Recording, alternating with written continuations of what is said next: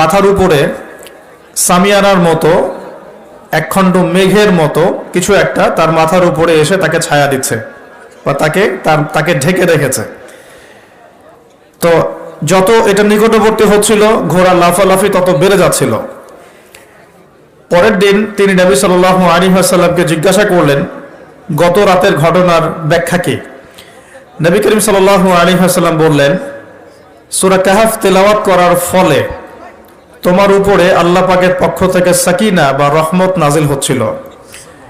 যদি তুমি সকাল পর্যন্ত এভাবেই থাকতে, তেলাওয়াত করতেই থাকতে, তাহলে দিনের বেলা মানুষ তাকে দেখতে পেত।